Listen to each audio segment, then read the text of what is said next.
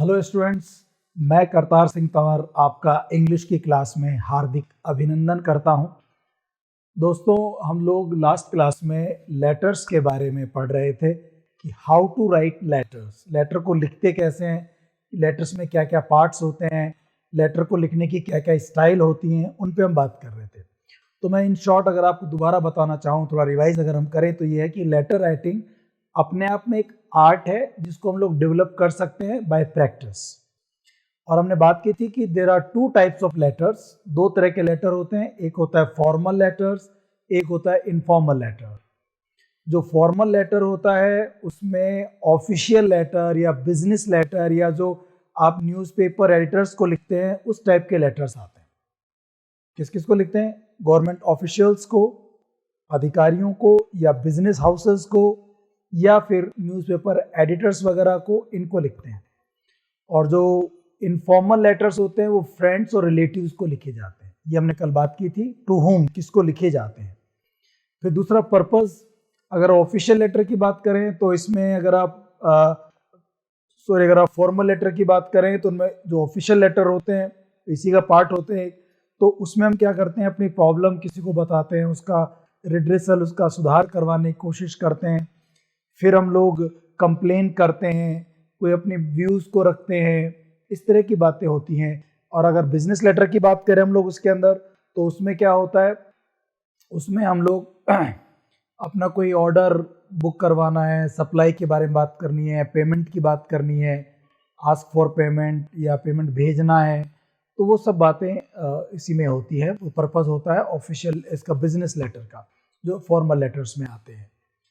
फिर हमने बात की थी, अगर हम बात करें पर्पस की इनफॉर्मल लेटर्स में, तो हमने बात की थी कि वहाँ अपने इमोशंस को बताना, इनवाइट करना, किसी की प्रशंसा करना, शिकायत करना, किसी को एडवाइस देना, इस तरह की बातें जो होती है फ्रेंड्स में, रिलेटिव्स में, वो आते हैं इनफॉर्मल लेटर्स में, जिनको हम पर्सनल लेटर्स भी कहते हैं। ओके, अगर हम फिर आगे बात करें तो दोस्तों लैंग्वेज की बात की थी, जिस पर क्वेश्चन पूछे गए हैं आरपीएससी वगैरह में कि लैंग्वेज किस तरह की होती है फॉर्मल लेटर्स की। तो जैसे नाम से लग रहा है फॉर्मल लेटर्स, तो इनकी लैंग्वेज फॉर्मल होती है, इनकी लैंग्वेज इम्पर्सनल होती है, जिसको थर्ड पर्सन में लिखा जाता है। Second person, first person, I, we, you, इनका जनरली यूज करने से आपको बचना चाहिए। और ये बहुत ही ब्रीफ होना चाहिए, क्लैरिटी होनी चाहिए, ब्रेविटी होनी चाहिए, सिंपलिसिटी होनी चाहिए। जितना हो सके पॉसिबल आप पैसिव वॉइस में लिखें। कॉन्ट्रैक्शन जो शॉर्ट फॉर्म्स होती हैं उनका यूज़ ना करें। अपनी लैंग्वेज को पोलाइट रखें, विनम्र रखें, भले ही आप शिकायत क्यों ना कर रहे हो। तो ये सब लैंग्वेज में आपको ध्यान रखना है। अच्छा, एक बात बता दूं आपको मैं, जितनी भी फॉर्मल राइटिंग है उन सब में यही लैंग्वेज होगी। लैंग्वेज जो है वो कर्टियस होनी चाहिए, सिंपल होनी चाहिए, ब्रीफ होनी चाहिए, टू द पॉइंट होनी चाहिए, ठीक है ना। मतलब don't beat about the bush, call a spade, बिल्कुल सीधी बात करें, ठीक है। ऑब्जेक्टिविटी होनी चाहिए लैंग्वेज में। ऑब्जेक्टिविटी मीन्स ऑब्जेक्ट होता है कर्म, तो कर्म, काम की बात हो, केवल फालतू की मेरी, तुम्हारी, ये सब जो सब्जेक्टिव बातें ये नहीं होनी चाहिए। क्या हाल चाल है, क्या हाल चाल नहीं है।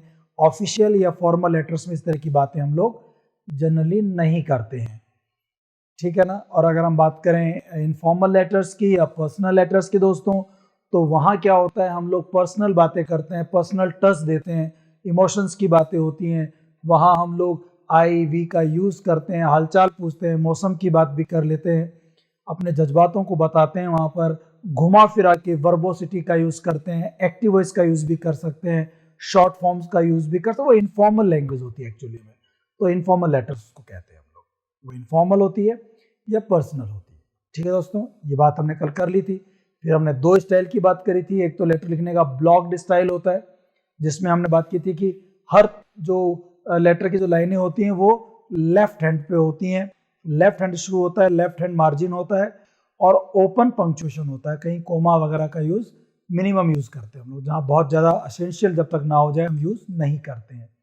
हर चीज़ लेफ्ट हैंड पे होगी, चाहे वो सेंडर्स एड्रेस हो, फिर चाहे लेटर लिखने की डेट हो, फिर चाहे इनसाइड एड्रेस वगैरह हो, रेफरेंस हो, आपका salutation, subject, body, subscription, last में एंड में जो लेटर के एंड में सब्सक्रिप्शन लिखते हैं, या क्लोजिंग जो कम्प्लीमेंट्री क्लोजिंग करते हैं, वो सब लेफ्ट हैंड पे होगा, सिग्नेचर वगैरह लेफ्ट हैंड पे होंगे, सब चीज़ ब्लॉक्ड स्टाइल में लेफ्ट हैंड पे होती हैं।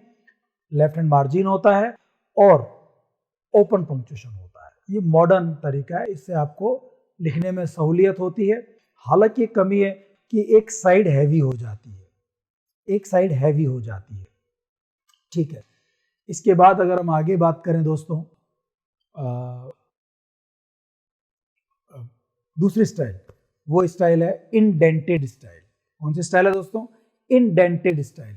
इंडेंटेड स्टाइल में आप क्या करते हैं, एक इंडेंटेशन करते हैं। इंडेंटेशन मतलब स्पेस छोड़ते हैं, फिक्स मार्जिन छोड़ते हैं। फिक्स मार्जिन होता है कि जैसे लिखने की बात करें तो लेफ्ट हैंड पे 3 सेंटीमीटर का मार्जिन, राइट हैंड पे 3 सेंटीमीटर का मार्जिन, इनसाइड नेम और एड्रेस राइट हैंड पे टॉप पे आएगा, उसी के नीचे डेट आएगी।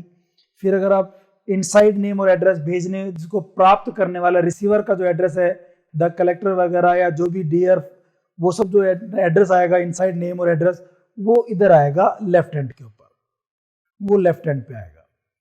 ठीक है ना। और फिर उसी के उसके जब आप लिखोगे वो डियर सर वगैरह, तो जैसे जो एड्रेस होता है उसका जो शहर का नाम होता है, जयपुर लिखा, तो जयपुर लिखने के बाद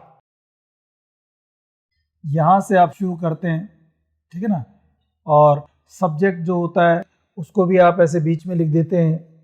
ठीक है, तो इसमें इंडेंटेशंस होते हैं, थोड़ी जगह छोड़ के इधर पैराग्राफ में आप 2-2 स्पेस छोड़ते हैं, जबकि उसमें ब्लॉग में एक स्पेस छोड़ते हैं लाइन का।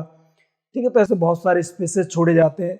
फिक्स मार्जिन होता है, प्रॉपर मार्जिन होता है, तो वो होता है इंडेंटेशन। उसमें लेफ्ट हैंड पे भी लिखते हैं, राइट हैंड पे भी लिखते हैं, बीच में भी लिखते हैं, तो पूरा भरा भरा सा दिखाई देता है, थोड़ा सुंदर सा लेआउट नजर आता है। तो अभी भी गवर्नमेंट ऑफिसर या जो गवर्नमेंट ऑफिसेज होते हैं वहाँ जनरली इंडेंटेड स्टाइल का यूज हो रहा है। लेकिन जो मॉडर्न इंग्लिश है वो ये कहती है कि आपको, एनसीईआरटी भी कहती है कि अब आपको इंग्लिश लेटर लिखने में ब्लॉक्ड स्टाइल का यूज करना चाहिए, फुली ब्लॉक्ड स्टाइल लेटर लिखने की। ठीक है दोस्तों, ये सब बातें कर ली थी। फिर हम लोग पार्ट्स की बात कर रहे थे, लेटर के पार्ट्स की। तो सबसे पहला पार्ट हमने बात की थी कि हेडिंग होती है। हेडिंग में 2 चीजें होती हैं, एक तो सेंडर्स एड्रेस, राइटर्स एड्रेस, भेजने वाले का पता, लिखने वाले का पता, और date of the writing letter. Date कैसे लिखी जाती है, किस किस तरह से लिख सकते हैं, कौन सा तरीके गलत है, कौन से सही हैं, ये डिस्कशन भी हमने कल किया था। उसके बाद हेडिंग के बाद आप बात करते हैं इनसाइड नेम और एड्रेस, जो यहाँ पर आता है इनसाइड नेम और एड्रेस, वो लिखते हैं। और रेफरेंस उससे पहले आ जाता है, एक्चुअली में रेफरेंस लिख देते हैं, और फिर इनसाइड नेम और एड्रेस की बात। रेफरेंस तक हमारी कल बात हो गई थी।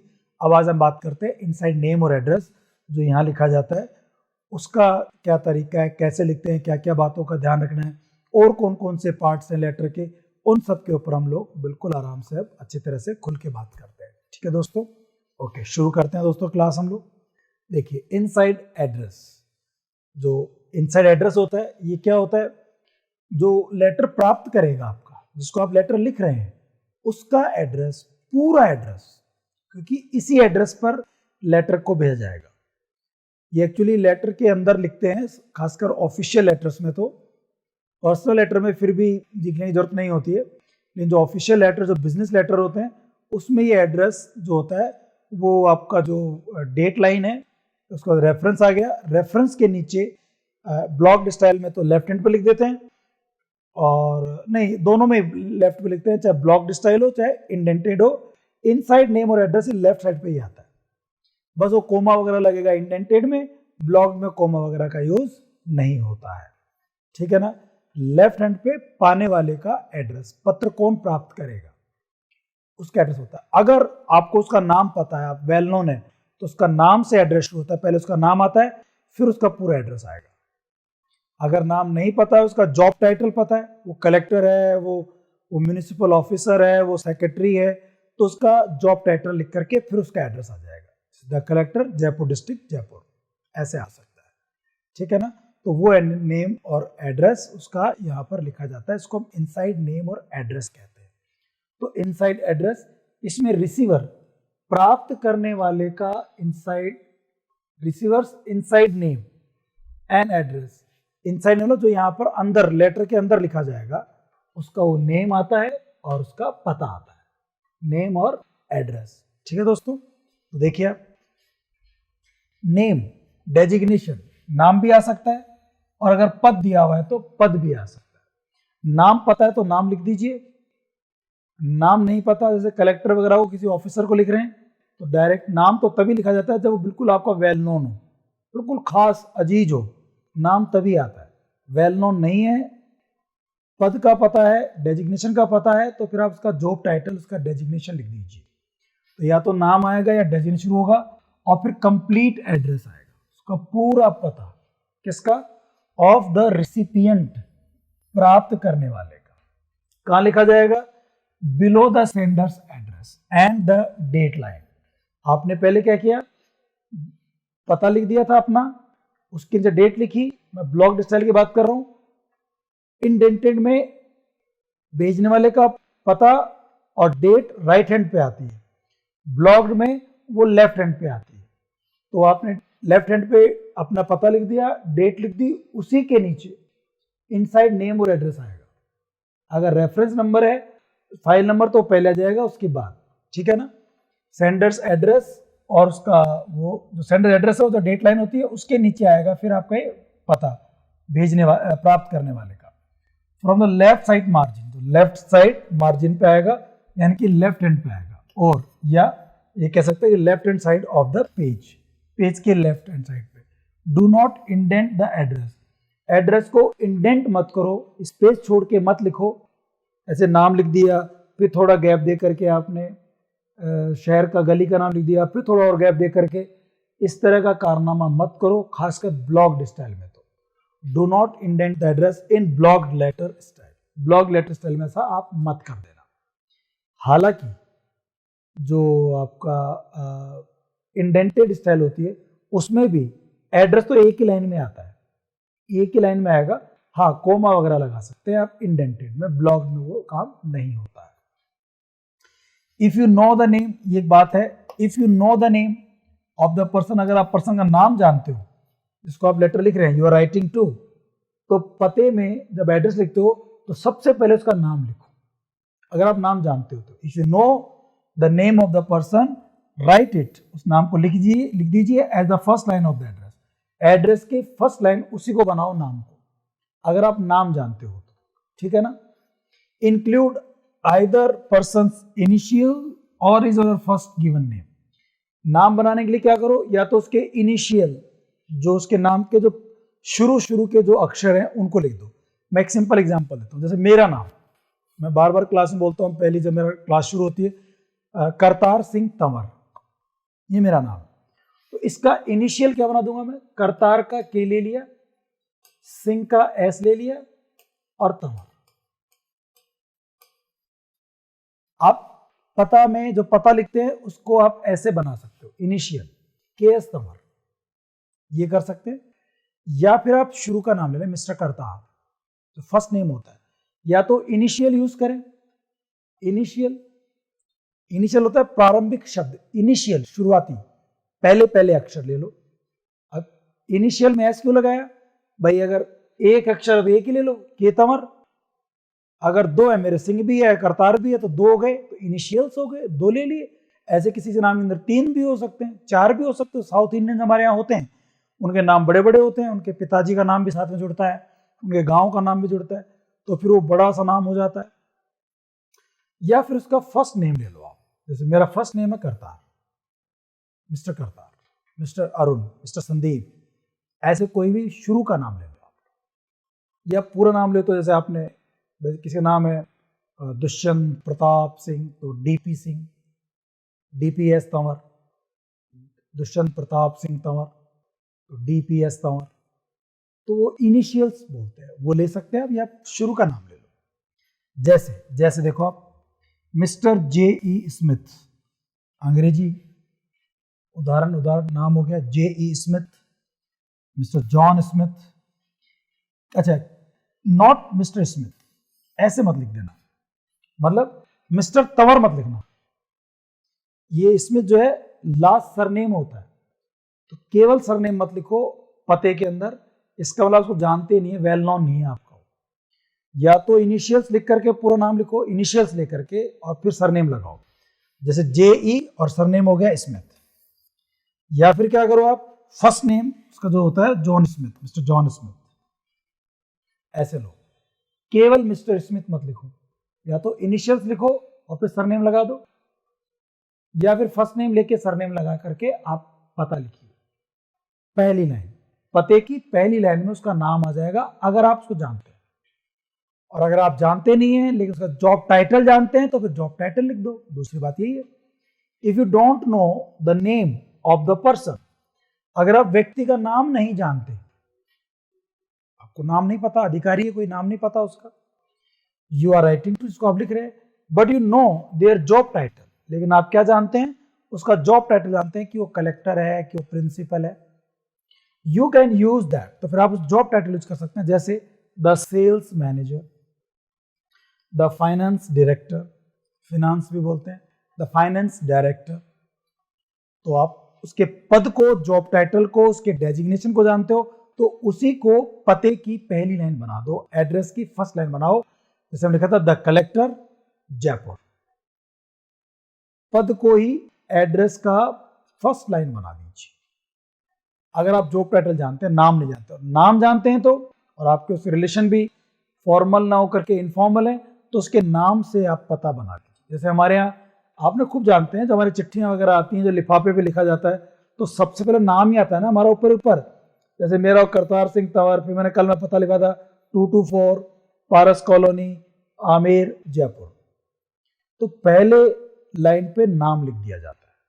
ठीक है दोस्तों, ये करते हैं, ये अंग्रेजी तरीके हैं। ये हो गया इनसाइड एड्रेस, इसमें आपका नाम और पूरा एड्रेस आता है, क्योंकि इसी पते पर आपकी ये लेटर पोस्ट की जाती है, आपका लेटर पोस्ट किया जाता है। ठीक है दोस्तों, ये हो गया थर्ड पार्ट। आगे बढ़ते हैं हम लोग। सैल्यूटेशन, ये संबोधन होता है, हम लिखते हैं ना dear sir, dear father, sir, ठीक है ना, डियर मैडम या मैडम।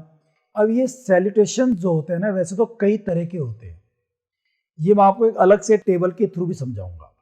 सैल्यूटेशन मतलब संबोधन, तो किसको आप किस चीज से संबोधन करेंगे, उसके नाम से संबोधन करेंगे, रिश्ते के नाम संबोधन करेंगे, सर या मैडम बोलेंगे, अब क्या नाम से संबोधन करेंगे, ये डिपेंड करता है कि आप जिसको लेटर लिख रहे हैं, you are writing a letter to, उससे आपके रिलेशन क्या है, उससे आपकी इंटीमेसी कैसी है, उससे आपकी घनिष्ठता, संबंध किस तरह के हैं, तो उसको बताने के लिए आप सैल्यूटेशन का यूज करते हैं। ये एक तरह से किसी को भी ग्रीटिंग करने का, लेटर को शुरुआत करने के लिए किसी को अभिवादन करते हैं, ग्रीट करते हैं, किसी को आप संबोधित करते हैं, सैल्यूट करते हैं, सैल्यूटेशन होता है।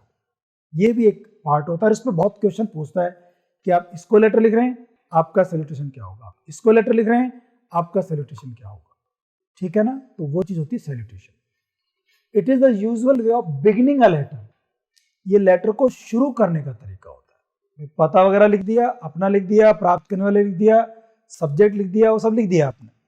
अब आप लेटर शुरू करना चाहते हैं तो उसको संबोधित करेंगे। संबोधन करने का शुरुआत करें, कर्टियस शिष्टाचार है, कर्टियस ग्रीटिंग होता है। इट इज अ पोलाइट, विनम्र, कॉम्प्लीमेंट्री, कॉम्प्लीमेंट मतलब किसी को कॉम्प्लीमेंट देना, प्रशंसा करना, उसको इज्जत देने के लिए, एंड कर्टियस शिष्टाचार है कि भैया आप उसको संबोधित तो करो, कम से कम डायरेक्ट बात मत करो, तो एक शिष्टाचार है। ये कर्टियस, पोलाइट और कॉम्प्लीमेंट्री ग्रीटिंग होती है। क्वेश्चन पूछा जा चुका है दोस्तों इस बात के ऊपर, एक एक लाइन पे, इन एक एक बातों पर कहीं ना कहीं क्वेश्चंस हैं, क्योंकि ये जो मैं टॉपिक पढ़ा रहा हूँ, ये जो लाइनें बता रहा हूँ आपको मैं, इन्हीं में से हम लोग 50-55 क्वेश्चन निकालेंगे। इन्हीं में से 50 क्वेश्चंस निकाल के मैं आपको दूंगा जो एग्जाम में पूछे गए हैं, इन्हीं लाइंस में से, इसलिए एक एक लाइन इंपॉर्टेंट है। एक क्वेश्चन पूछा गया है, सैल्यूटेशन क्या होता है, ये एक बिगिनिंग होती है लेटर की, इसमें आप ग्रीटिंग करते हैं। कैसी ग्रीटिंग है, पोलाइट, कॉम्प्लीमेंट्री और कर्टियस ग्रीटिंग। ये पोलाइट ग्रीटिंग है, कर्टियस ग्रीटिंग है, शिष्टाचारी, कॉम्प्लीमेंट्री, किसी की कॉम्प्लीमेंट करना, किसी को प्रशंसा करने के लिए शुरुआत होती है, ग्रीटिंग होती है in letter. It is written just below the date line, जो डेट लाइन होती है ना आपकी, जहाँ डेट लाइन शुरू की थी हमने, जहाँ तारीख लिखी थी या जो एड्रेस लिखा था, उसी में लेफ्ट हैंड पे तो ये बिल्कुल उसी के उधर लिखी जाती है, ठीक है ना। मैं लिख के बताया वो डियर सर कहाँ लिखते हैं हम लोग, पूरा आपका जो एड्रेस लिखा, फिर आपने डेट लिखी, और उसी के नीचे नीचे जा करके आप उसी लाइन में सेम उसी एक लेफ्ट हैंड पे उसी लाइन पे आप इसको लिखते हैं। एक चॉइस लिखना कैसे है, choice depends on the relation and intimacy the writer has with the addressee. Writer का एड्रेसी से पत्र को प्राप्त करने वाले से संबंध कैसा है, उसका रिलेशन कैसा है, उस पर डिपेंड होता है। डियर सर या केवल सर या my dear sir, dearest sir, वो डिपेंड करता है आपके रिलेशन कैसे है, उस हिसाब से आप सैल्यूट कर सकते हैं, सैल्यूटेशन यूज कर सकते हैं, ग्रीटिंग कर सकते हैं। जैसे मैं आपको 3-4 एग्जांपल तो यहां दे रहा हूं, फिर एक टेबल के थ्रू और बताऊंगा। इस पे देखो क्वेश्चन बने हैं, डियर सर कब करना है आपको सैल्यूट, कब शुरू करना है इससे, डियर सर से। Opens a letter return to a man, जब आप किसी आदमी को लेटर लिख रहे हैं, whose name you don't know, जिसका नाम नहीं पता आपको। नाम नहीं पता होता तो जैसे हम लोग भी करते ही हैं, आप किसी ऑफिस में गए और आपको वहाँ ऑफिस जो बंदा बैठा है, बैंक हो चाहे कोई आपके टेलीफोन का कोई ऑफिस हो, गैस सिलेंडर वाला, गैस कनेक्शन वाला, गैस सप्लाई वाला कोई ऑफिस हो, किसी भी तरह कोई भी ऑफिस हो, आप बंदे से बात करने गए और आप उसके नाम को नहीं जानते हैं, तो उसको आप संबोधित तो करेंगे, आगे तो बोलेंगे नहीं अरे मेरा काम है काम कर दो, बड़ा अजीब लगेगा, तो आप उसको संबोधित करेंगे, ताकि कर्टसी है कि कॉम्प्लीमेंट्री है, सर सर मेरे काम कर, सर मैडम ये काम कर दीजिए। तो वो तरीका होता है जब आप नाम नहीं जानते किसी का। Opens a letter return to a man whose name you don't know, किसी आदमी को आप लिखते हैं डियर सर जिसका नाम आप नहीं जानते। अच्छा, अगर आप किसी बिजनेस ऑर्गेनाइजेशन में लेटर लिख रहे हैं, किसी कंपनी में, और उसके मालिक का भी नाम नहीं जानते, उसका ये पता है कि उसके मालिक एक नहीं एक से ज्यादा हैं, 2-3 मालिक हैं पार्टनरशिप में, तो उनको आप संबोधित करेंगे डियर सर से। कैसे करेंगे दोस्तों, dear sir. Use to address a company, जब किसी कंपनी को आप एड्रेस करते हैं तो आप ऐसा यूज करते हैं। डियर मैडम, ये जब किसी महिला को आप लेटर लिख रहे हैं और उसके नाम को आप नहीं जानते, तो उसको संबोधन करने के लिए डियर सर की बजाय डियर मैडम कीजिए। Use to address a woman, एक औरत को आप संबोधित करना चाहते हैं, महिला को संबोधित करना चाहते हैं, वेदर सिंगल और मैरिड, चाहे वो सिंगल हो, कुंवारी हो, चाहे मैरिड शादीशुदा हो। Whose name you don't know, जिसका नाम आपको नहीं पता, उसको आप डियर मैडम से संबोधित करेंगे। फिर देखो डियर सर और डियर सर और मैडम, या डियर सर ऑब्लिक मैडम, ये कब यूज करेंगे, आप जिसको लेटर लिख रहे हैं उसका नाम भी नहीं पता और उसका आपको सेक्स भी नहीं पता, जेंडर भी नहीं पता कि वो स्त्रीलिंग है कि वो पुल्लिंग है, वो मेल है कि वो फीमेल है। जब ये नहीं पता हो तो ऐसे केस में फिर आप लोग डियर सर और मैडम दोनों यूज कर सकते हैं एक साथ। अगर वो पुरुष होंगे तो आप सर मान लेंगे अपने आप, अगर वो महिला होंगी तो मैडम मान लेंगे। तो जो कंफ्यूजन हो यार वो प्राप्त करने वाला पुरुष है कि महिला है, तो आप डियर सर और मैडम करके संबोधित कर सकते हैं। डियर सर और मैडम, डियर सर और ऑब्लिक मैडम दोनों तरीके से लिख सकते हैं। Is use to address a person when you don't know their name और सेक्स, जब आपको न तो उनका नेम पता हो और न उनका सेक्स पता हो। इस पर भी एग्जाम में क्वेश्चन पूछा गया है कि आप किसी को लेटर लिख रहे हैं और आपको उसका नाम नहीं पता, तो आप कैसे संबोधित करेंगे, डियर सर, डियर मैडम या डियर सर और मैडम, जो भी ऑप्शन हो इनकी बात हो। ये कभी करेंगे डियर सर और मैडम जब आपको सेक्स भी नहीं पता और नेम भी नहीं पता। आपको सेक्स तो पता है कि वो महिला है पर नाम नहीं पता, डियर मैडम यूज कर दें। आपको सेक्स तो पता है कि वो पुरुष है लेकिन नाम नहीं पता, डियर सर कर दें। आपको ये पता नहीं कि जिसको लिख रहा हूँ कौन है, लेकिन कंपनी में लेटर लिख रहे हो तो कंपनी के जो ग्रुप होता है उसमें कई डायरेक्टर्स वगैरह होते हैं, तो डियर सर्स लिख दीजिए वहां पे। ये 4 पॉइंट है यहाँ पे, इन चारों का आप ध्यान रखें, ठीक है दोस्तों। ओके, इसके बाद हम सैल्यूटेशन से आगे बढ़ते हैं दोस्तों।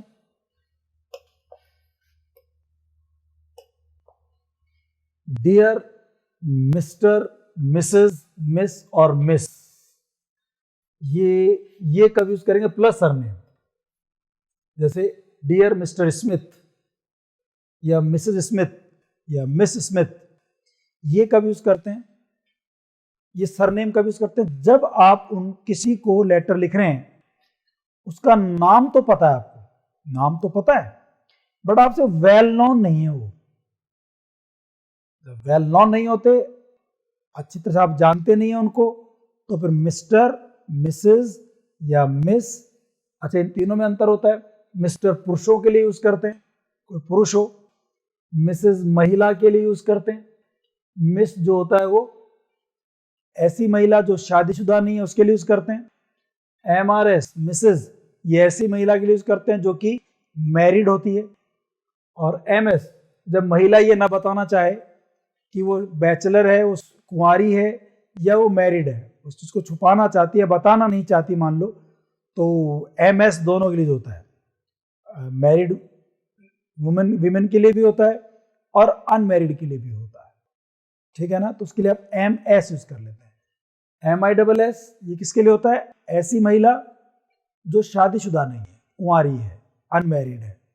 MRS ऐसी महिला जो मैरिड है। MR मिस्टर, ये ऐसे पुरुष होते हैं जो चाहे कुंवारे हों और चाहे वो मैरिड हो, दोनों के लिए होता है, दोनों के लिए। MR दोनों पुरुषों के लिए होता है, अनमैरिड मैरिड। MS दोनों प्रकार की महिलाओं के लिए होता है, मैरिड अनमैरिड। MRS मैरिड महिलाएं, MISS मिस, अनमैरिड महिलाएं। प्लस सरनेम, ये कब यूज करेंगे? जिनको हम बहुत अच्छी तरह से नहीं जानते, उनको संबोधित करना होता है, ऐसे करते हैं। बस इतनी सी बातें वाली। When you know the name of the person, नाम तो पता है कि भाई वो स्मिथ है या वो वर्मा है या शर्मा है या गुप्ता है, नाम तो पता है। You are writing to, but do not know them well, लेकिन उनको बहुत अच्छी तरह से नहीं जानते आप, उनके पर्सनल रिलेशन नहीं है, बस ऑफिशियल रिलेशन ही है आपके उनसे। The salutation takes the form of dear, तो उसमें डियर ले लेंगे, ये डियर ले लिया। फिर क्या करेंगे? Followed by A courtesy title. Courtesy title क्या होता है? मिस्टर, मिसेस, मिस, ये जो कर्टसी टाइटल होते हैं किसी को, जैसे हम हिंदी में लगाते हैं ना श्रीमान या श्री, शिष्टाचार है, किसी के नाम से पहले आप श्री लगाते हैं, श्रीमान लगाते हैं हमारे हिंदी में, तो इंग्लिश में ऐसे इज्जत देने के लिए, कर्टसी के खातिर आप लोग मिस्टर, मिसेस, मिस इस तरह से यूज करते हैं। एंड द पर्सन सरनेम, और साथ में पर्सन का सरनेम लगा दें, डियर लगा दें। मिस्टर, मिसेस, मिस, ये कर्टसी टाइटल है, ये कर्टसी टाइटल लिख दें और फिर सरनेम लिख दें। अगर आप उनके नाम को तो जानते हैं जिनको लिख रहे हैं, लेकिन उनसे आप वेल नोन नहीं है, उस केस में ऐसा काम करना पड़ता है। इनिशियल्स और first names are not used with courtesy titles. Courtesy title जो है ना, मिस्टर, मिसेस, मिस, इनके साथ में इनिशियल्स जैसे KS तंवर ऐसे यूज नहीं करना चाहिए, और फर्स्ट नेम मिस्टर करतार भी यूज नहीं करना चाहिए, मिस्टर करतार सिंह भी यूज नहीं करना चाहिए, क्योंकि आप उनसे वेल नोन नहीं है। और अंग्रेजों के यहाँ जब आप वेल नोन होते हैं ना, तभी उसके पूरे नाम को या फर्स्ट नेम को यूज किया जाता है। वेल नोन हो जाए तो फिर पूरा नाम यूज कर लो। अगला पॉइंट हमारा ये रहेगा। वेल नोन नहीं है, बहुत अच्छी तरह जानते नहीं है, तो फिर आप डियर, मिस्टर कर्टसी टाइटल और स्मिथ सरनेम ये यूज कर लें। डियर J स्मिथ, जो इनिशियल यूज करके नाम लिखना गलत हो जाएगा। Dear mister John Smith, first name लेकर के लिखना भी गलत हो जाएगा। ये फर्स्ट नेम और ये सरनेम कब ले सकते हो? जब वो वेल नोन हो। देखो नोट में ही है। बिजनेस एसोसिएट्स, जो आपके बिजनेस एसोसिएट्स हैं, जिनको आप साथ बिजनेस करते हैं, जिनका आप जिनके साथ बिजनेस डील करते हैं। whom you know well, जिनको आप अच्छी तरह से जानते हैं। Can be address using just their first name, उनके फर्स्ट नेम को यूज करके आप अपना ये काम कर सकते हैं। फर्स्ट नेम यूज करके आप उसको बता सकते हैं, ठीक है ना। बात समझ में आ रही दोस्तों आप लोगों को? ये पॉइंट आई होप आपको समझ में आ गया होगा, ठीक है ना। पांचवा पार्ट है सब्जेक्ट, फिफ्थ पार्ट अपना सब्जेक्ट। सब्जेक्ट जो लिखते हैं, इस पे भी क्वेश्चन एक बार LDC के एग्जाम में पूछ लिया था कि सब्जेक्ट कहाँ होता है। तो बिजनेस लेटर और जो फुली ब्लॉक्ड स्टाइल है अपना ऑफिशियल लेटर, दोनों में फुली ब्लॉक्ड स्टाइल में जो सब्जेक्ट है उसे सैल्यूटेशन के नीचे लिखा जाता है, सैल्यूटेशन के नीचे लिखा जाता है, ठीक है ना। हमने बात करी थी इंडेंटेड में तो वो 2 स्पेस छोड़ेगा, ऊपर वो 2 छोड़ेगा, नीचे 3 छोड़ेगा, इस तरह की बात की थी हम लोगों ने। और ब्लॉक्ड में वो आपका जो आपने सैल्यूटेशन लिखा उसके नीचे सब्जेक्ट आता है। सैल्यूटेशन के नीचे बिलो द सैल्यूटेशन, सब्जेक्ट कहाँ आता है? Below the salutation. It is return below the salutation, इसे सैल्यूटेशन के नीचे लिखा जाता है। It should be brief, subject जो है बहुत ही शॉर्ट, छोटा होना चाहिए। कंसाइज, बिल्कुल क्लियर हो, स्पष्ट रूप से आपको समझ में आ जाए, ऐसा होना चाहिए। इट इमीडिएटली ड्रॉज अटेंशन, ये ऐसा होना चाहिए कि तुरंत आपका ध्यान खींचे, तुरंत आपका ध्यान खींचे, मतलब कैची होना चाहिए। सब्जेक्ट देख करके ही समझ में आ जाए कि अच्छा ये लेटर इस बारे में होगा। बहुत कैची, बिल्कुल आपका ध्यान खींचने वाला होना चाहिए। शॉर्ट हो, ब्रीफ हो, कंसाइज हो, आपका ध्यान आकर्षित करे to the topic of the letter, कि आपका लेटर का टॉपिक क्या है। And allows the writer to refer to throughout, और यही जो सब्जेक्ट है ये पूरे लेटर में, थ्रू आउट पूरे लेटर में आपके काम आना चाहिए। इसके अलावा जब दोबारा फिर कभी लेटर लिख रहे हैं तो सब्जेक्ट का ही रेफरेंस आप देख करके काम चला सकते हैं। अच्छा, मैंने बताया था कल आपको कि जब सब्जेक्ट दोबारा यूज करते हो आप कभी लेटर में या कहीं और आगे उसका रेफरेंस देते हो तो सब्जेक्ट के शब्दों में हेरफेर नहीं करते, उसके ओरिजिनल वर्ड्स को आप ऑल्टर चेंज नहीं करते हैं। It can be use for further correspondence, आगे भी करस्पॉन्डेंस जवाब आप देने के लिए आप सब्जेक्ट का यूज कर सकते हैं, but without altering its original words. Subject के ओरिजिनल वर्ड्स को बिना चेंज करे करना चाहिए। सब्जेक्ट को दोबारा भी यूज कर सकता है। ये शॉर्ट, ब्रीफ होना चाहिए, कंसाइज होना चाहिए, ऐसा होना चाहिए कि देखते ही समझ में आ जाए कि किस टॉपिक के ऊपर है ये लेटर, या ये लेटर किस चीज के बारे में बात कर रहा है। क्या हम सब्जेक्ट को दोबारा फिर कभी यूज कर सकते हैं? बिल्कुल, उस लेटर में भी कर सकते हैं और आगे भी करस्पॉन्डेंस में, पत्राचार में आप यूज कर सकते हैं उसको। ठीक है दोस्तों।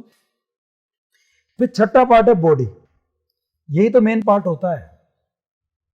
जो मुख्य समाचार, जो आपका मुख्य मैसेज, जो मुख्य खबर है, वो सब तो किस में आएगी? बॉडी ऑफ द लेटर में ही आएगी। जो आपके लेटर का जो बॉडी है, जो मुख्य पार्ट है, उसमें ही मेन मैसेज, आपका मेन समाचार वो उसी में ही होता है। क्योंकि ये सैल्यूटेशन, सब्जेक्ट, डेट, एड्रेस, ये तो एक लिखने की प्रक्रिया है। जो आप मेन चीज कहना चाहते हैं वो बॉडी में शुरू होती है कहना। ये जो सब्जेक्ट लिख दिया, सैल्यूटेशन लिख दिया, सब्जेक्ट लिख दिया, फिर उसके बाद आप अपना लेटर लिखना शुरू करते हैं। जो पर्सनल लेटर है उसमें तो इधर उधर की बातें घुमा घुमा के बातें कर सकते हैं बॉडी में, लेकिन जो आपका फॉर्मल लेटर होगा उसमें मेन पॉइंट्स बिल्कुल सही लैंग्वेज में, सटीक लैंग्वेज में, सरल लैंग्वेज में आनी चाहिए।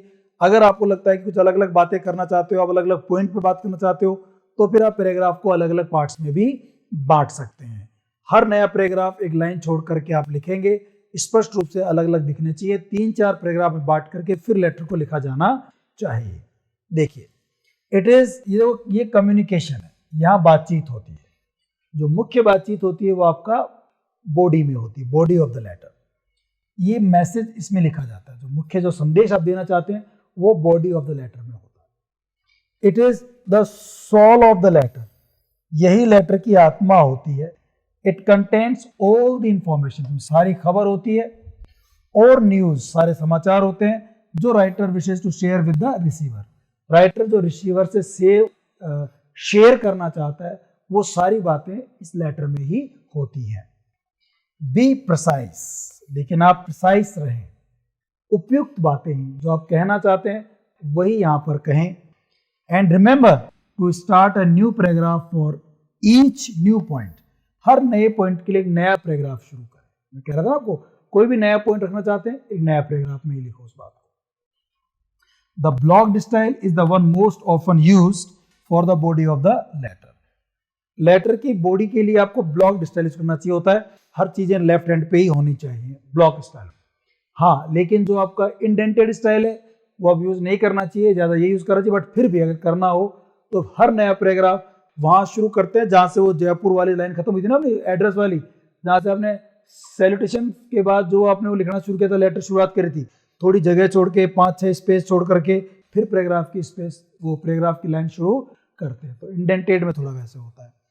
It is usual to leave a line space between paragraphs, paragraphs के बीच में एक एक लाइन का स्पेस होना चाहिए। एक नया पैराग्राफ शुरू करते हैं, एक लाइन छोड़ करके फिर आप जो है उसको नया शुरू करें, ठीक है ना, ये होना चाहिए।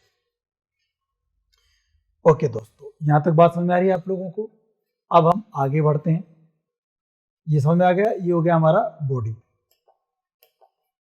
आगे देखते हैं कुछ और बातें। 7वां पॉइंट है दोस्तों हमारा कॉम्प्लीमेंट्री क्लोज। आपने लेटर का बॉडी लिख दिया, मैसेज दे दिया, अब आप विदा लेना चाहते हैं, क्लोज करना चाहते हैं, तो क्लोज करते समय भी जिसको आप लेटर लिख रहे हैं कर्टसी के लिए उसको आप थोड़ा सम्मान दें, उसको रिगार्ड दें। तो जैसे अपने किसी ऑफिसर वगैरह लिख रहे हैं तो विद रिगार्ड्स, आदर के साथ, फिर आप लिखते हैं योर्स फेथफुली, योर्स सिंसियरली। ऐसे जो चीज़ लिखी जाती है उनको हम कहते हैं कॉम्प्लीमेंट्री क्लोज। अपनों को लिख रहे हैं, परिवार वालों लिख रहे हैं तो with love, with best wishes, शुभकामनाओं के साथ। और फिर लिखते हैं आप योर्स अफेक्शनेटली, योर्स सिंसियरली, इस तरह से लिखते हैं। तो ये होते हैं कॉम्प्लीमेंट्री क्लोज। अगर आप न्यूज़पेपर के एडिटर को लिख रहे हैं तो आप लिखेंगे योर्स ट्रूली, योर्स ट्रूली। ये सब बताऊंगा आपको एक टेबल के थ्रू कौन कौन सैल्यूटेशन कब कब लिखते हैं, कौन कौन से कॉम्प्लीमेंट्री क्लोज या सब्सक्रिप्शन आप यूज करते हैं, उन पे बात करेंगे। तो कॉम्प्लीमेंट्री क्लोज भी कहते हैं इसको और सब्सक्रिप्शन भी कहते हैं। लास्ट में सब्सक्राइब करना, लास्ट में बताना, सब्सक्रिप्शन, ठीक है। It is courteous leave taking, ये विदा लेने का एक शिष्टाचार है। सैल्यूटेशन क्या है? कर्टियस बिगिनिंग है, शुरुआत करने का शिष्टाचार है। ये आपको किसी विदा होना है उसका ही शिष्टाचार है, courteous leave taking. It is the polite way, एक विनम्र तरीका है of ending a letter. Letter को एंड करने का एक पोलाइट, विनम्र तरीका होता है। सैल्यूटेशन लेटर को शुरू करने का एक विनम्र तरीका होता है। It is usually placed on the left, इसे आप लेटर के लेफ्ट में रखते हैं, इसे लेफ्ट में रखा जाता है। कॉम्प्लीमेंट्री क्लोज मैं बात कर रहा हूं ब्लॉक्ड स्टाइल की, हमारा जो फोकस है मेनली ब्लॉक्ड स्टाइल पे। ब्लॉक स्टाइल में जो with regards, with love, yours faithfully, मैं कल लिख के बताया था आपको मैंने, ये कॉम्प्लीमेंट्री क्लोज होता है, वो लेटर के लेफ्ट हैंड पे ही लिखा जाता है, लेफ्ट हैंड पे लिखा जाता है, ठीक है ना। On the left, under the rest of the letter, पूरे लेटर के लिखने के बाद रेस्ट, पूरा बचा हुआ पत्र जो है, वो जो ऊपर जो पत्र है उसको खत्म करने के बाद लास्ट में लेफ्ट हैंड पे लिखते हैं इसको। The expression use must match the salutation, आपके जो एक्सप्रेशन होंगे वो सैल्यूटेशन से मैच करने चाहिए। अब सैल्यूटेशन आप जिसको कर रहे हैं संबोधित, उससे रिश्ते कैसे हैं, तो जैसा सैल्यूटेशन उसी के अकॉर्डिंग आप सब्सक्रिप्शन या कॉम्प्लीमेंट्री क्लोज करते हैं। दोनों में रिलेशन होता है, दोनों आपस में एक दूसरे से मैच करने चाहिए। जैसे अगर आप अपने फैमिली या फ्रेंड्स को लिख रहे हैं पर्सनल लेटर्स में, तो आप लिखेंगे बेस्ट विशेस या विद लव, ऐसे करते हैं। विद रिगार्ड्स लिखते हैं आप अगर आप किसी ऑफिशियल लेटर की बात कर रहे हैं, किसी अधिकारी को लिख रहे हैं तो आप विद रिगार्ड्स। अच्छा, किसी अधिकारी को आप बहुत ज़्यादा इज्जत देना चाहते हैं तो सर की जगह आप रेस्पेक्टेड सर भी लिख सकते हैं, वो सम्मान देने के लिए। तो जैसा आप सैल्यूटेशन कर रहे हैं उसी के अकॉर्डिंग आप कॉम्प्लीमेंट्री क्लोज भी यूज करते हैं। ये 7वां पार्ट हो गया इसका। फिर आता है जब हम लिख दिया योर्स फेथफुली और सब कुछ, फिर आपका सिग्नेचर। सिग्नेचर चूंकि राइटिंग समझ में नहीं आती है लोगों की, AEIOU के बार समझ में नहीं आते हैं, कैसे क्या आर लिख रहे हो, कैसे एन लिख रहे हो, तो सिग्नेचर के बाद आपका फुल नेम टाइप करवा सकते हो, हाथ से एक कैपिटल में ऐसे लिख सकते हो नाम पूरा अपना, एक नाम पे टाइप होना चाहिए, साइन अपने आप हाथ से कर दो। और फिर अगर आपको जॉब टाइटल भी है तो जॉब टाइटल भी मेंशन कर सकते हो, आप किस पद पर हैं, या फिर आप किसी के बिहाफ पर लिख रहे हैं तो मैंने बताया था आपको पर प्रो लिख दें। फिर आप लोग अगर आप किसी के बिहाफ पे लिख रहे हैं तो, और खुद का जॉब टाइटल लिख दें, मैं तो ये हूं सेल्स मैनेजर और मैं लिख रहा हूं जनरल मैनेजर की तरफ से, तो वो सिग्नेचर ब्लॉक में आएगा। सब इसको सिग्नेचर ब्लॉक बोलते हैं। अपना साइन के नीचे पूरा नाम, ताकि नाम समझ जाए कौन लिख रहा है, फिर आपका जॉब टाइटल अगर है, और फिर अगर आप किसी की तरफ से लिख रहे हैं तो फॉर करके या पर प्रो करके वो किसकी तरफ से लिख रहे हैं वो चीज वहां पर आ जाती है। ठीक है दोस्तों, देखिए signature, it is return just below the subscription, ये सब्सक्रिप्शन के नीचे आएगी। सब्सक्रिप्शन क्या होता है, जो आपने कहा योर्स फेथफुली, उसी के नीचे वो ब्लॉक्ड में इधर लिखते हैं लेफ्ट हैंड पे योर्स फेथफुली वगैरह, इंडेंटेड में वो राइट हैंड पे लिखते हैं, तो उसी के नीचे फिर सिग्नेचर आएगा। चाहे इधर लिखा है इधर आएगा, नीचे उधर लिखा है तो उसी yours faithfully, yours truly, yours obediently, उसी के नीचे आपका सिग्नेचर आएगा। Always type your name and if relevant your job title. Sign करने के बाद हमेशा अपना नाम और जॉब टाइटल अगर है, रिलेवेंट है, तो आप टाइटल को और अपने नाम को टाइप करवा दें वहां, और फिर उसके ऊपर साइन होना चाहिए। क्योंकि नाम समझ में नहीं आते, कई बार साइन कर देना तो वो समझ में नहीं आता, इसलिए आपको पूरा नाम आना चाहिए नीचे। बिलो नीचे आना चाहिए you hand written signature, below your hand written signature, ठीक है ना। आपका जो भी साइन करते हो आप हैंड रिटन सिग्नेचर, उस हैंड रिटन सिग्नेचर के नीचे आप अपना नाम टाइप करवा दें, जॉब टाइटल भी हो तो वो टाइप करवा दें। This is known as the signature block. इस पूरी चीज को आप क्या बोलते हैं दोस्तों? सिग्नेचर ब्लॉक कहते हैं। क्या कहते हैं इसको हम लोग? सिग्नेचर ब्लॉक कहते हैं। क्या क्या आएगा इसमें? आपका साइन, उसके बाद नाम टाइप करवा दो, जॉब टाइटल अगर रिलेवेंट है, अगर है लिखना जरूरी तो जॉब टाइटल लिख दो, और उसके बाद एक बात होता है तो पर प्रो भी लिख सकते हैं आप लोग, है ना, वो चीज भी देख लीजिए आप।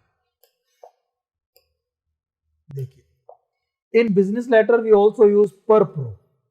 अब पर प्रो और जॉब टाइटल का भी यूज करते हैं। पर प्रो क्या होता है? इसको हम शॉर्ट में कहते हैं पीपी। कई बार ये फुल फॉर्म भी पूछ लेता है, एक बार एग्जाम में पूछ लिया कि साहब पीएस की फुल फॉर्म क्या होती है, हम आगे पढ़ेंगे। पीएस 10वां पार्ट होगा, पोस्ट स्क्रिप्ट। डीओ की फुल फॉर्म पूछ लिया एक बार, demi official letter, demi official, DO letter, तो कई बार फुल फॉर्म भी पूछ लेता है। ऐसे ही पर प्रो, पीपी, पीपी की फुल फॉर्म पर प्रो यानी ऑन बिहाफ ऑफ, किसी की तरफ से, फॉर। तो ये कब करते बताया था आपको मैंने? जैसे मान लो मैं किसी की तरफ से लेटर लिख रहा हूं, तो किसकी तरफ से लेटर लिख रहा हूं उसका मेंशन भी सिग्नेचर के नीचे होना चाहिए। पर प्रो कहते हैं। The abbreviation PP sometimes appears in signature blocks. कई बार आप देखेंगे सिग्नेचर ब्लॉक में वो पीपी लिखा हुआ दिखेगा। इट मीन्स पर प्रो। इसका मतलब क्या होता है? पर प्रो होता है। और पर प्रो मीन्स फॉर, किसी की तरफ से, या ऑन बिहाफ ऑफ, किसी की तरफ से। इज यूज बाय एडमिनिस्ट्रेटर और पर्सनल असिस्टेंट। जो आप उसके जो पर्सनल असिस्टेंट्स होते हैं, जैसे जो अपने पीए रखते हैं, पर्सनल असिस्टेंट रखते हैं, वो पर प्रो यूज करते हैं। भाई ये मेरे साइन तो ये हो गए, ये है लेकिन लेटर उनकी तरफ से। When signing letter, letter sign करते हैं तो वो पीपी यूज करते हैं on behalf of their managers, कि भैया उनके मैनेजर की तरफ से लेटर लिखा गया, मैं तो केवल लिखने वाला हूं बस। ये जो संदेश है, जो आदेश है, ये तो हमारे बॉस की तरफ से ही है। It is generally used in business letter. Generally ऐसा कब होता है? बिजनेस लेटर्स में। वहां सेक्रेटरी रखते हैं बॉस, वो खुद का टाइम होता नहीं है तो अपने पीए वगैरह से वो लिखवाते हैं, पर्सनल असिस्टेंट से ही, सेक्रेटरी से, तो वो पीपी का यूज करता है। खासकर बिजनेस लेटर में इस पीपी का यूज बहुत होता है, ठीक है। उसके बाद देखिए एनक्लोजर। एनक्लोजर क्या होता है दोस्तों? जैसे आप एप्लीकेशन लिखते हैं, जॉब एप्लीकेशन वगैरह, उसमें देख लो, या बिजनेस लेटर वगैरह में, और कई बार अन्य प्रकार के ऑफिशियल लेटर्स में भी ऐसा होता है कि आप लेटर लिख रहे हैं और उस लेटर के साथ में कुछ और डॉक्यूमेंट्स भी आपको साथ में जोड़ने हैं, अटैच करने हैं। अटैच करना, एनक्लोज करना। उस मेन पत्र के साथ में आप कुछ और भी लेटर, कोई और डॉक्यूमेंट्स भी साथ में अटैच कर रहे हैं, तो वो जो चीज होती है उसको बोलते हैं एनक्लोजर। जैसे मैं एक सिंपल एग्जांपल दूं आपको, बिल्कुल व्यवहारिक। सपोज मुझे कहीं पर जॉब लगने के लिए, टीचर का जॉब में लगना चाहता हूं किसी बड़े संस्था में, अच्छी संस्था में, तो मैंने वहाँ एप्लीकेशन लिख दी साहब कि ये मेरे बायोडाटा है, ये मेरा सीवी है, करिकुलम विटाई है, और उस पूरा लिखने के बाद मैं साथ में अपनी मार्कशीट, अपना अपना जो बोनीफाइड है, मेरा मूल निवास है, मेरी जो मार्कशीट्स हैं अलग अलग, कोई सर्टिफिकेट्स हैं, कोई एक्सपीरियंस वाली चीज़ें हैं, उन सब के सर्टिफिकेट्स, उन सब की फोटोकॉपीज भी मैं साथ में अटैच करूँगा। तो मैंने क्या क्या अटैच किया उसका मेंशन, जो मेन लेटर था आपका, जो हमने लेटर लिखा, उस लेटर में उसका मेंशन होना चाहिए, उस लेटर में उसका जिक्र होना चाहिए। वो जिक्र कहाँ करेंगे? आपने जो साइन वगैरह कर दिए, सिग्नेचर कर दिए, उसके नीचे आप लेफ्ट हैंड पे एनक्लोजर लिख करके, ENCL शॉर्ट में लिख करके वहां पर लिखेंगे नंबर 1 मैंने ये साथ में अटैच किया है, नंबर 2 इसकी कॉपी अटैच की है, कितनी कॉपी अटैच की है, 1 2 3 वो भी लिख सकते हैं आप लोग। वो सब चीजें जो आएंगी वो एनक्लोजर के अंदर आएंगी। आपने क्या क्या अटैच किया है, ताकि जब इसको लेटर प्राप्त हो और उस लेटर को पढ़े तो वो एनक्लोजर से पता लग जाएगा भाई इसने ये लेटर, ये साथ में कागजात डॉक्यूमेंट साथ में अटैच किए हैं, वो को देखेगा, फिर उसकी जानकारी के लिए वो वहाँ लिखना जरूरी है, वरना पता ही नहीं चलेगा कि बड़े बड़े ऑफिसों तो बहुत सारे लेटर जाते हैं तो पता ही नहीं चलेगा। इसलिए वो अटैच जो आपने किया है, जो एनक्लोज किया है, उसका मेंशन उस मुख्य पत्र में होना चाहिए, ठीक है, उसको कहते हैं एनक्लोजर। देखिए, समटाइम्स अ लेटर, कई बार एक लेटर, खासकर जो बिजनेस लेटर हो चाहे एप्लीकेशन वगैरह हो। बिजनेस लेटर मतलब आपने भाई ये हमारे इसकी, हमने इसके साथ में ये बिल्टी लगा दी है, ये चेक की कॉपी लगा दी है, हमने इसका बिल लगा दिया है, ये जीएसटी बिल लगा दिया है, वो सारे बिल साथ साथ में अटैच कर कर करके आपको भेजेगा और क्या क्या अटैच किया उसका मेंशन मुख्य पत्र में करेगा। तो बिजनेस लेटर में भी ऐसा होता है। और जो आप एप्लीकेशन वगैरह लिखते हो कि अप्लाई करते हो तो साथ में जो चीज़ें लगाते हो आप, चाहे वो एप्लीकेशन हो, टेंडर, नोटिस वगैरह, सबके लिए वो लगता है, साथ में एनक्लोज करते हैं हम लोग। तो बिजनेस लेटर में, एप्लीकेशन में समटाइम्स लेटर साथ में carries along with it some other documents, कुछ दूसरे डॉक्यूमेंट्स भी जाते हैं।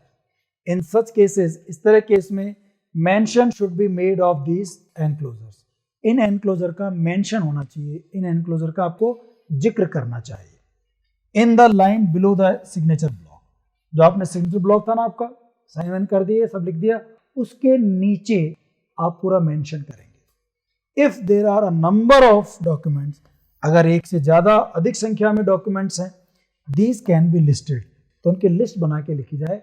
और लिस्ट कैसे बनाएंगे उसका एक आप एग्जांपल दोस्तों देख लीजिए। एनक्लोज, ENCL शॉर्ट में लिख दिया, इसका मतलब एनक्लोजर, साथ में आपने संलग्न किया है, साथ में चीजें जोड़ी हैं, अटैच की हैं, क्या क्या, जैसे बिजनेस लेटर की बात कर रहा हूँ, bill of lading, bill of lading यानी लदान, हिंदी में मतलब लदान, माल लदवाया आपने, उसका बिल, कितना पैसा लगा वो खरीदार से लेगा वो, तो बिल ऑफ लेडिंग, उसकी 3 कॉपीज मैंने लगा दी हैं, क्योंकि 3 अलग अलग जगह से वो लीडिंग हुई होगी, शिप से उतारा होगा, ट्रक में डाला होगा, ट्रक से दुकान पे, वहाँ से फिर छोटी गाड़ी में भिजवा के फिर आपके यहाँ भिजवाया, तो ऐसे 3 कॉपीज अलग अलग हैं, या किसी और पर्पज़ के लिए हो सकती है।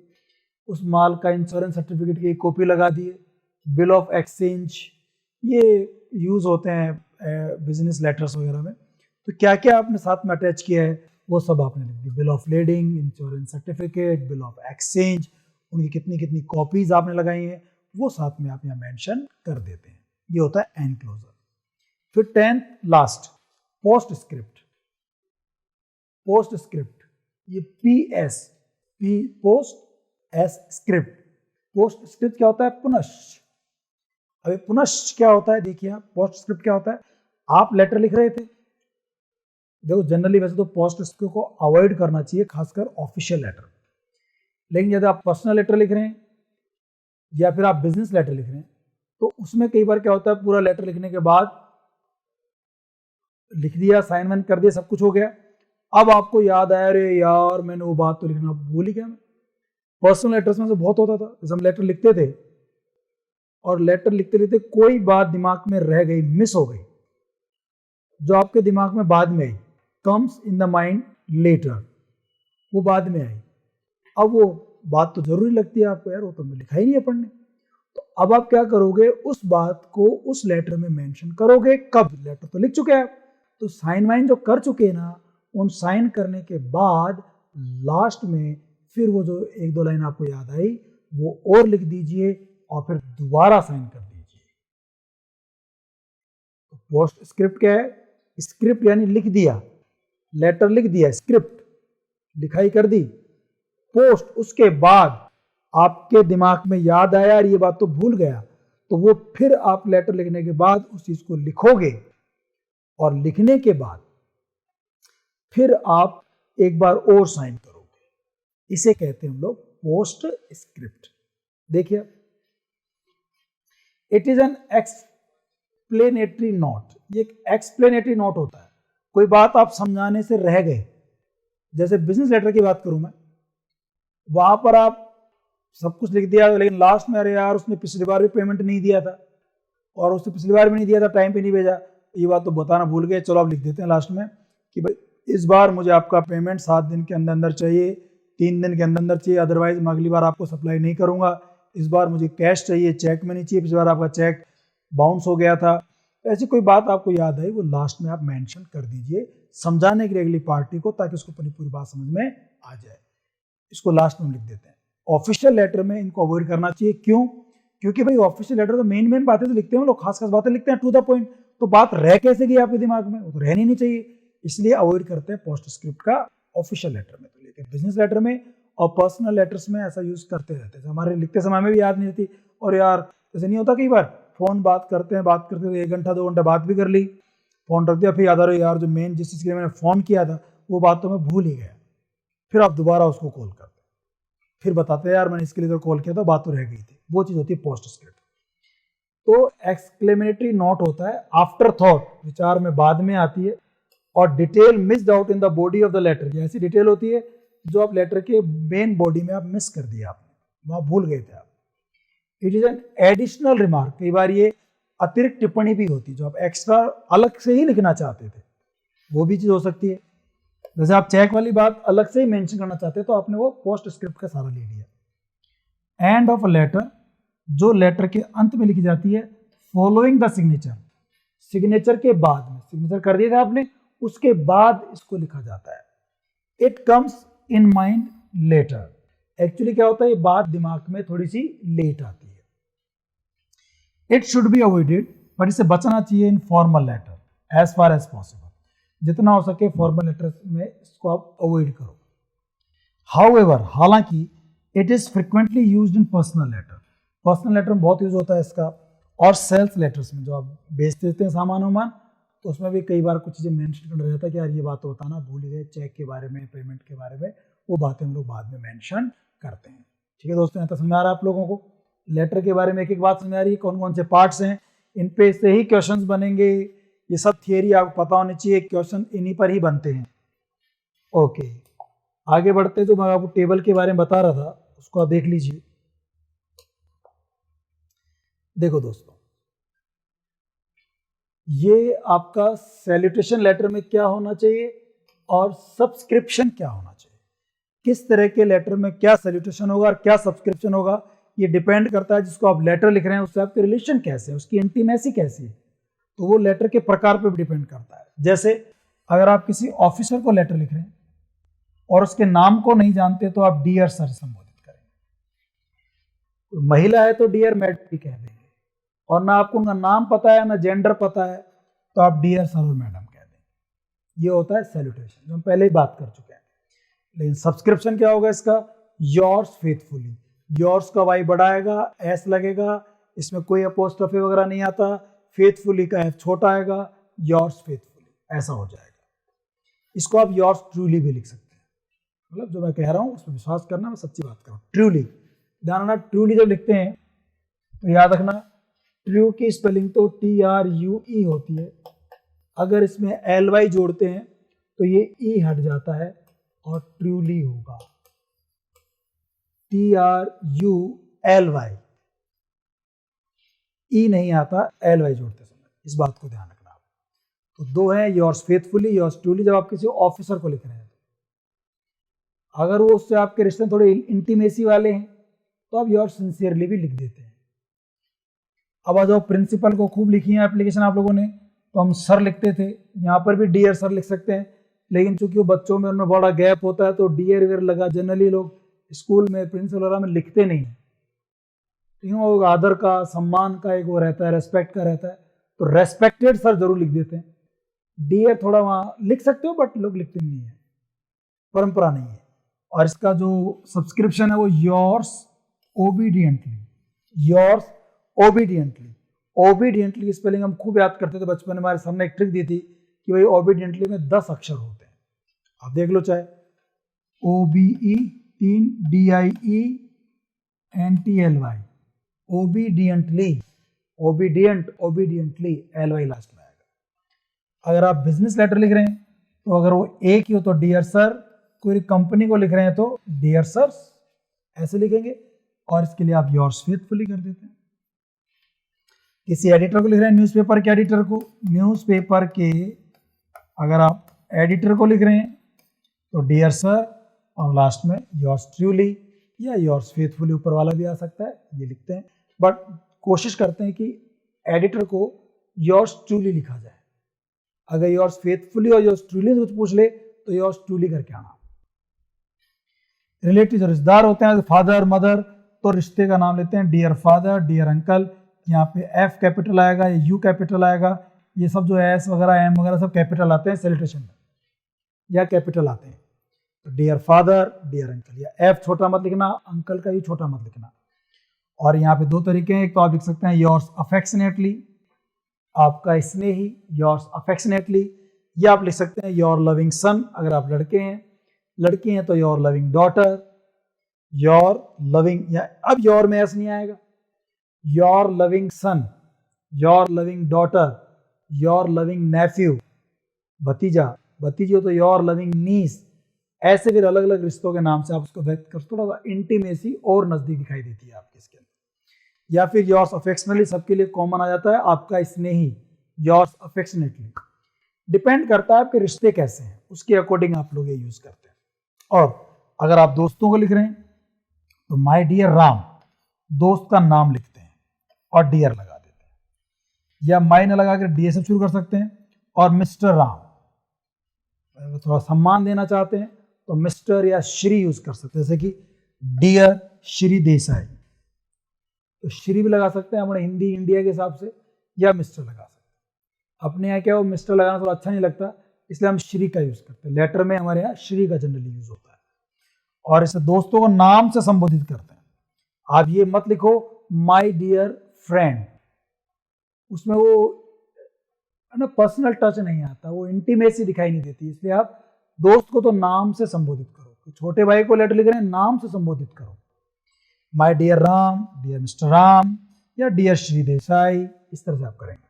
और इसके लिए आप लिखेंगे योर्स सिंसियरली, शुभेच्छु, आपकी अच्छी इच्छा रखने वाला, वेल विशर, योर्स सिंसियरली, आपके लिए अच्छा सोचने वाला। तो ये योर्स सिंसियरली आप कहीं और भी लिख सकते हैं, जहां आपको लगे कि आपके रिलेशन थोड़े दोस्ताना है तो आप यूज कर सकते हैं आप। तो ये सैल्यूटेशन है। इन कंडीशंस में किसको लिख रहे हैं तो उसी के हिसाब से सैल्यूटेशन और उसी के हिसाब से सब्सक्रिप्शन होता है। ये टेबल बहुत ही इंपॉर्टेंट है, इनमें से क्वेश्चन खूब बार बन चुके हैं और फिर दोबारा बन सकते हैं। इसको आप अच्छी तरह से दिमाग में डाल लेना दोस्तों, ठीक है ना। आगे बढ़ते हैं।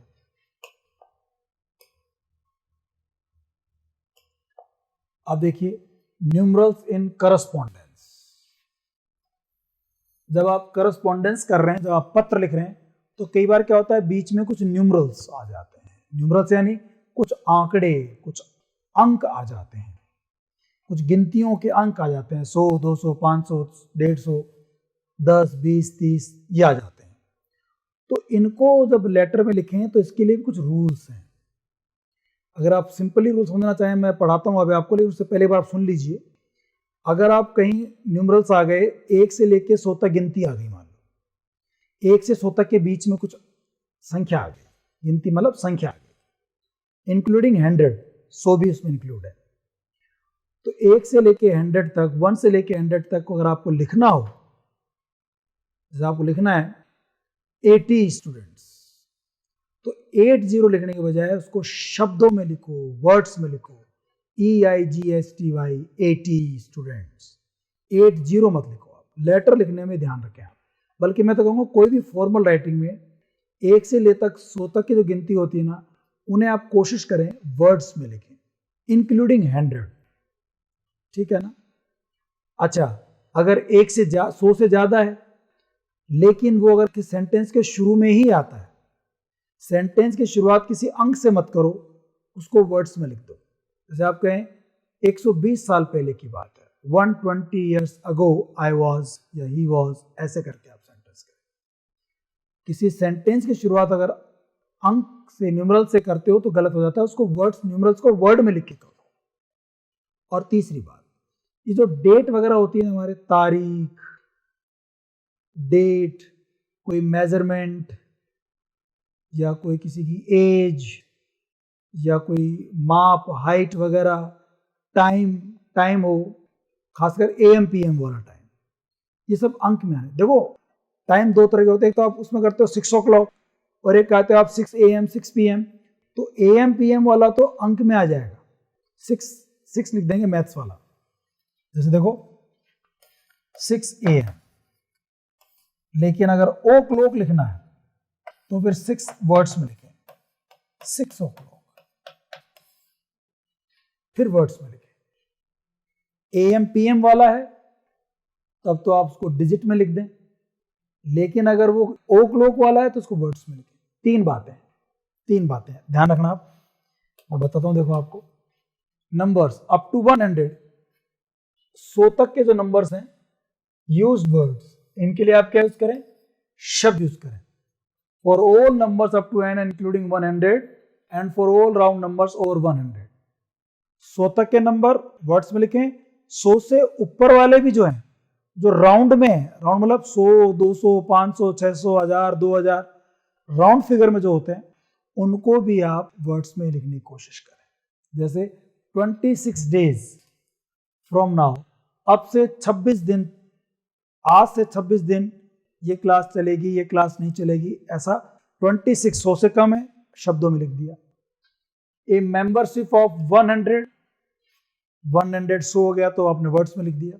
100 से ज्यादा भी वर्ड्स में लिख सकते हैं अगर वो राउंड नंबर्स हो, जैसे 6000 लेटर्स, 6000 पत्र, 6000 लेटर्स, 6000 पत्र, तो यहाँ क्या किया, 6000 राउंड अप में है।